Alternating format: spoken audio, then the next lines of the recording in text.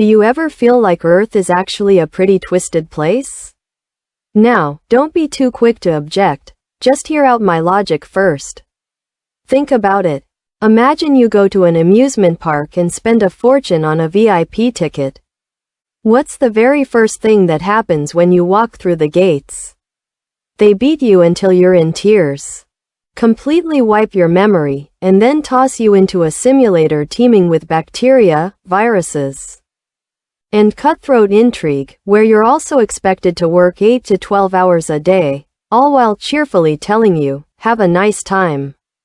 If this were an absolutely video game, the comment section would be flooded with negative reviews. The complaints would range from the tutorial being too long and the pain feedback being too realistic, to the inability to save your progress, and the fact that once you die, your account gets permanently deleted. But what's the most absurd part of all? You chose this yourself. And not only did you choose it, but you spent thousands of years waiting in line across the cosmos, fighting tooth and nail, beating out billions of competitors, just to snag one of these coveted slots for self-inflicted suffering. Right now, you might feel like you're suffering, like life has become completely unbearable. But to souls existing in other dimensions of the universe, you look like nothing more than a spoiled rich kid, holding a golden spoon in your mouth, who's just humble bragging about their privilege. This is where things get interesting. Since we chose this ourselves, why are we in such pain now? Why do we feel like being human is some kind of punishment? Today, I'm not here to feed you feel-good platitudes, nor am I going to tell you to just cheer up. You're sick of hearing that kind of stuff, and frankly, I'm sick of saying it. Instead, what we're going to do today is crack open the source code of this server we call Earth. We're going to take a look at that so-called preciousness of human life, and see, is it actually some colossal hoax, or is it perhaps a sophisticated metaphor? First, let's talk about the famous parable of the blind turtle and the floating log. However, I'm going to tell it with a twist. According to the Buddhist scriptures, attaining a human life is like being a blind sea turtle that surfaces from the ocean depths only once every 500 years. Meanwhile, a single log drifts across the surface of the sea. And right in the center of that log is a small hole. The odds of attaining a human life are said to be equivalent to that blind turtle surfacing at just the precise moment and angle for its neck to slip perfectly through that hole. Just how astronomically low are those odds?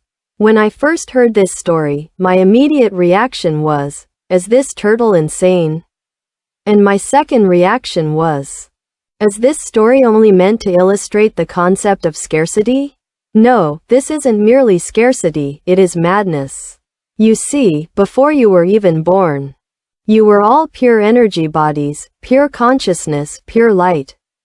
In that state, you were omniscient, complete, and lacking absolutely nothing. However, that state harbored one massive flaw. It was incredibly boring. Imagine playing a video game where, right from the start, you're at max level, dealing 99,999 damage with every strike, possessing infinite gold, and operating in God mode. You cut down anyone in your path, and wherever you walk, the way is instantly illuminated. At first, it feels exhilarating. After half an hour, however, you begin to feel hollow. After 3 days, you conclude that the game is absolute trash. Why? Because there is no resistance.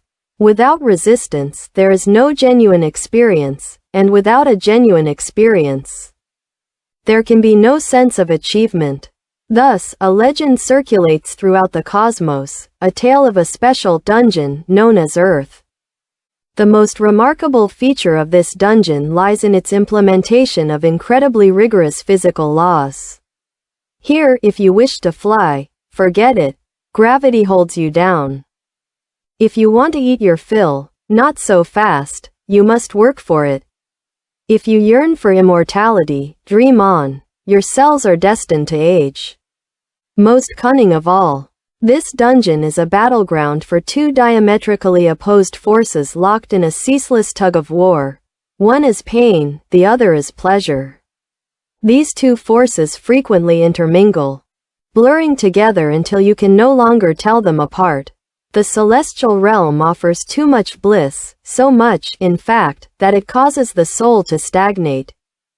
It is like living in a 5-star hotel with an endless buffet every day. No one there has the slightest inclination to hit the gym. Hell, conversely, is sheer agony, like being hooked up to life support in an emergency room day after day, leaving you with absolutely no mental energy to contemplate the deeper philosophies of life. Only Earth, only the human realm, strikes that perfect golden ratio. It offers you a taste of sweetness to fuel your will to live, then immediately slaps you across the face to snap you back to reality. Then, it hands you another piece of candy, convincing you that the bitterness was merely a prelude to the sweetness to eat. This erratic, hot and cold, push and pull dynamic, much like the manipulative tactics of a scumbag lover, proves to be an utterly irresistible temptation for souls eager to level up quickly. And so, just before your reincarnation, when you were shown the introductory briefing for this Earth dungeon, you went wild with excitement. "I'm going," you declared. "Let me go. I have to experience it for myself, to know what it truly means to suffer heartbreak, to yearn for something forever out of reach, and to endure the agony of parting with loved ones in life and death." Nearby, an elder soul tried to dissuade you. "Brother, that place is brutal. Once you enter, your memory will be wiped clean. You'll truly believe you're just some hapless, unlucky wretch." But you pounded your chest in defiance. "Nonsense. My resolve is unshakable. I'm going down there for the trial, to use this illusory world as a crucible for cultivating my true spiritual nature. Once I descend, I'm certain I'll be able to transcend the mundane world and breeze through the dungeon with effortless grace." And so, having signed your cosmic waiver of liability and downed the fabled draft of oblivion, you leapt into the void with boundless, high-spirited enthusiasm. And what is the result? The result is that you now sit before a screen, fretting over your bank account balance and sighing as you run your hand through your thinning hair. You let your blood pressure skyrocket because your child refuses to do their homework, and you weep inconsolably over someone who does not love you. Where are the bold declarations you once made? Where is the unwavering resolve you once possessed? You have forgotten it all. You have become too deeply immersed in the role. It is just like an Oscar-winning actor playing the part of a beggar. He throws himself into the performance so completely that he actually comes to believe he is a beggar, fighting tooth and nail over a single steamed bun, completely forgetting that the director hasn't called cut, and, more importantly, forgetting that his actual paycheck is worth hundreds of millions. At this point, you might ask me, since this is merely a play, since I am here simply to have an experience, why does the pain feel so real? Why can't I simply check out whenever I please? That is an excellent question. This brings us to the core technical barrier of the Earth Online game engine, immersion. If physical pain weren't real, you wouldn't instinctively avoid danger. If heartbreak weren't real, you wouldn't learn to cherish what you have. This extreme sense of realism is designed to compel you to evolve when faced with adversity. Let's conduct a thought experiment. Imagine you are currently at the gym, lifting weights. The barbell presses down on you. Your muscle fibers tear, lactic acid builds up, and you feel sore, perhaps even nauseous. Would you scream at your trainer, "Are you torturing me?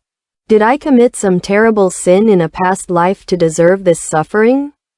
Of course not. Instead, while gasping for breath, you would look at your reflection in the mirror and feel a secret thrill of satisfaction. "Yes, I'm finally going to gain some muscle." Why? Because you know that this pain is meaningful. You know that this resistance is the very means by which you become stronger. Now, please apply this same logic to your life. Is that boss who constantly targets you at work not, in essence, your soul's personal trainer? He is responsible for adding weight to your load, forcing you to learn patience and communication skills.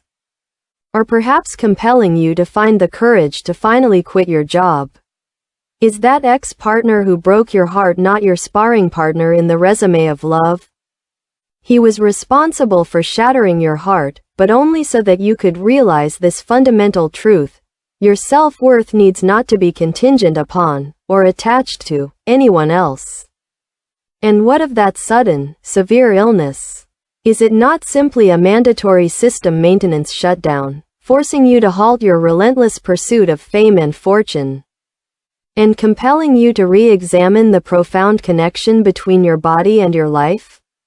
Do you see? The moment you shift your perspective from that of a victim to that of a player, all suffering is instantly transformed. It ceases to be meaningless torment and becomes, instead, a deliberate element of the game's level design. Yet, the vast majority of people, including many of you hearing these very words right now, continue to cling desperately to the victim script. We love that script far too much. It is a script that reads, "I am miserable, the world is unfair to me, I was simply born with bad luck." Why do we insist on holding on to that script? For even though this script is painful, it is safe. As long as I remain the victim, I am absolved of all responsibility for my life. It becomes my parents' fault, society's fault, or the fault of fate, and my only duty is to complain. How simple complaining is. It requires nothing more than moving one's lips. But awakening, that is far too difficult. For awakening means having to admit that I chose all of this myself, that everything I see is merely a reflection of me. It is too cruel, isn't it? Now, I am about to risk offending you slightly. In truth, what truly causes you suffering is never the events that befall you, but rather the asterisk interpretations you place upon those events.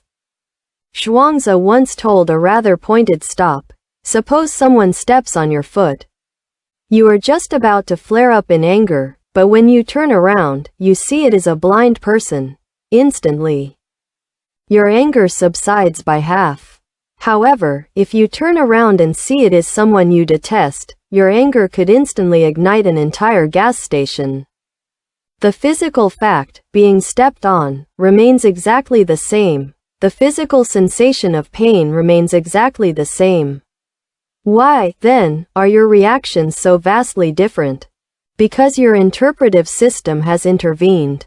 Having lived on this earth for decades, we have constructed an incredibly robust and complex interpretive system, a system collectively scripted by our parents, our teachers, and our socio-cultural environment.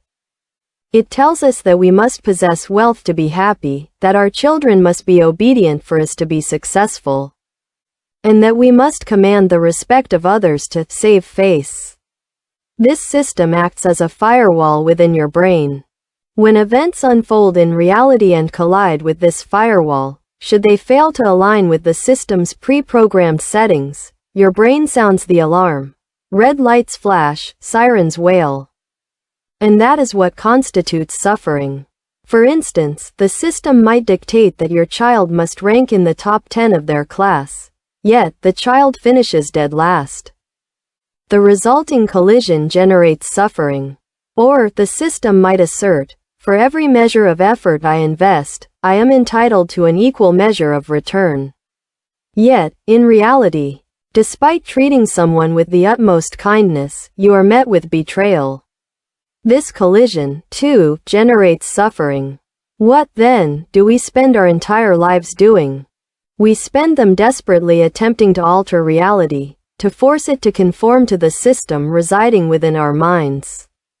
We strive to remodel our children, our partners, and the world itself, all to ensure they align with our expectations. Yet, this endeavor is destined to be futile, for impermanence is the only true constant. A true master makes no attempt to forcibly alter the external world. Instead, they directly rewrite the internal code. This is known as using the provisional to cultivate the real. What is provisional? Money is provisional. Fame is provisional. Even this physical body of ours is destined, sooner or later, to be reduced to ash. These are merely props. What, then, is real? What is real is the state of mind you inhabit while navigating these matters, that awareness which remains unswayed by the tides of emotion, and that incremental growth of wisdom. Wang Yangming once said, "One must temper oneself amidst the affairs of the world." This statement is frequently misunderstood, with many assuming it implies one must simply endure suffering within those affairs. That's not the case. What he means is this: events themselves are merely the whetstone, you are the blade. If you encounter a heap of troubles and spend your days wailing and lamenting, you are essentially hacking the blade against your own head, dulling the edge while doing no good to the stone. This is a lose-lose situation. However, if you encounter that same heap of troubles and seize the opportunity to hone your impatience into composure, your arrogance into humility, and your fragility into compassion, then those very troubles become the spiritual sustenance for your enlightenment. Do you understand? This is the true significance of the rarity of human life, not that possessing a human body entitles you to worldly glory and riches, but rather that only within this earth instance, a realm of high difficulty, high resistance, and high risk, do you possess the possibility of forging mere mud into a body of pure gold. In the celestial realms, you would have nothing to practice against. Everyone is immersed in pleasure. Who would ever give you cause for offense? In the hell realms, even if you wanted to practice, you couldn't. The agony would be too overwhelming. It is only here, at this very moment, as you listen to these words of mine, and as you suddenly realize, wait, I don't have to get angry, that your soul level, with a distinct ding, instantly levels up. Having reached this point, I know that the mindset of some of you has already begun to soften. Yet, one ultimate question still looms large. What if I fail to complete my spiritual work in this lifetime? I still harbor so many desires I cannot let go of, and face so many hurdles I cannot seem to overcome. Does this mean I have failed? This, too, is a massive misconception. Who told you that this is a game where the winner is decided in a single round? We suffer from such intense anxiety, constantly feeling compelled to resolve every single issue within this lifetime, or even within this year, or this very month. We demand enlightenment, financial prosperity, a blissful family life, perfect health, and spiritual transcendence, all at once. This is greed. It is spiritual greed. Just relax. Earth is a training ground, not an execution site. If you were at the gym attempting squats and failed to lift a certain weight today, would you label yourself a worthless failure and commit suicide on the spot? Of course not. You would simply say, "Oh well, I'm not feeling my best today. I'll come back and try again tomorrow." Why, then, are we so ruthlessly harsh when it comes to the cultivation of the soul? It is perfectly fine if you don't get it right in this lifetime. The one thing this universe has in infinite supply is time and opportunity. However, this does not grant you permission to simply check out or give up entirely. For this ticket called life, while not a one-time use item, does indeed come with an expiration date. It is like a real-world ticket to Disneyland, although you can certainly buy another ticket and enter again in the future. The specific fireworks display and the specific parade happening right now, in this very moment, are unique to this visit. If you miss them, they are gone forever. The identity you currently possess, the name you bear, the relationships you hold, and the specific struggles you endure, each is a one-of-a-kind, limited edition experience. When you grow old and lie on your deathbed, looking back on your life, your deepest regret will absolutely not be, "Why didn't I earn that extra $20,000 back then?" Instead, your greatest regret will undoubtedly be the vast amount of time you squandered on meaningless internal conflict and self-sabotage. You will regret the times you gave your loved ones the silent treatment for 3 months over some trivial matter. You will regret the opportunities you let slip away, the things you longed to do, simply to save face, and you will regret having lived your entire life through the eyes of others, never once truly living a single day for yourself. So, what is the best way to live? It is not about eradicating desire, nor is it about forcing oneself into a state of saintly altruism. Rather, it involves approaching life with a kind of cynical earnestness. This may sound contradictory, so let me explain. The cynicism stems from the realization that, ultimately, all of this, life itself, is merely a play, a set of props. Consequently, you do not cling obsessively to things, and you view winning and losing with detachment. The earnestness, however, arises from the fact that you are already here, you have already bought your ticket. If you do not perform your role brilliantly, if you do not fully immerse yourself in the experience of this character, can you truly justify the cost of admission? It is much like playing mahjong. You know the tiles are just plastic and that the outcome, whether you win or lose, has no bearing on your personal character. Yet, while you are seated at the table, you still meticulously calculate your moves and strive to win the hand. This is known as having good table manners, or, in the context of life, good character. Life, too, demands this kind of character. Regardless of the hand you are dealt, whether it is a terrible one or a winning one, do not flip the table in frustration. Do not curse the dealer or rail against the heavens. Instead, play the hand to the best of your ability. To play a bad hand brilliantly, to turn a losing situation into a masterpiece, is far more admirable than simply winning with a good hand. Finally, I'd like to leave you with an image. Imagine this. Decades from now, your physical body finally gives out. The line on the ECG monitor goes flat, and, whoosh, asterisk, your soul pops right out, hovering in midair. You look down at the aged, still body lying on the hospital bed, and at the weeping loved ones gathered around you. Just then, a white light appears. That ancient soul, the very one who sent you to Earth in the first place, or perhaps your higher self, steps forward. Smiling, they give you a friendly pat on the shoulder, hand you a glass of water, and ask you a simple question. Well, was the ride exciting? Will you, with a face streaming with tears and heavy with regret, reply, "It was too painful, I should never have come"? Or will you, like a child who has just stepped off a roller coaster, legs still wobbly with fright but face beaming with exhilaration, take a deep breath, cast one last glance back at that blue planet, and declare, "That was fucking awesome"? Sure, there were a few times in the middle when I thought I was a goner. And yeah, that heartbreak level was so agonizing I actually wanted to die. And sure, the process of aging felt pretty helpless at times. But, wow, I learned so much. I finally understood what love is, and what it truly means to let go. The power of choice has always rested in your own hands.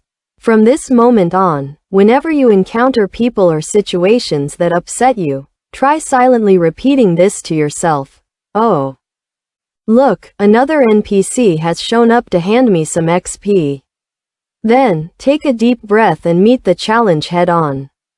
Don't forget, you are a top-tier player, one who fought tooth and nail just to land this role.